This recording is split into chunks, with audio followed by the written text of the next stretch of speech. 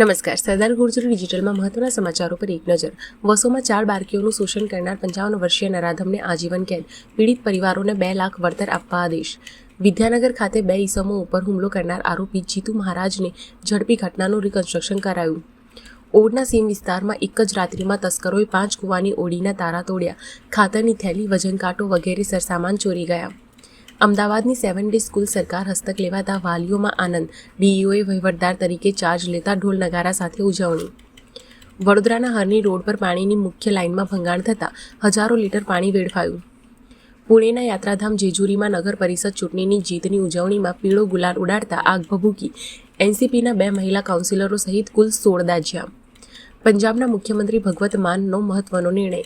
3 શહેરોમાં માંસ, દારૂ અને તમાકુ પર પ્રતિબંધ. નેશનલ હેરાલ્ડ કેસમાં કોંગ્રેસને મોટો ઝટકો. દિલ્હી હાઈકોર્ટ સોનિયા અને રાહુલ ગાંધી સહિતના આરોપીઓને ફટકારી નોટિસ. 6 દિવસ અગાઉ જ મળી હતી રાહત. બાંગ્લાદેશમાં શેખ હસીનાના વધુ એક વિરોધી નેતા ઉપર હુમલો. એનસીપી નેતા મોહમ્મદ મોતાલેબ સિકદરને ઘરમાં ઘૂસીને ગોળી મારી, હાલત ગંભીર. રશિયાની રાજધાની મોસ્કોમાં કારમાં પ્રચંડ બોમ્બ બ્લાસ્ટ. પુતિનના લેફ્ટનન્ટ જનરલ ફેરેન સર્વરોવનું મોત.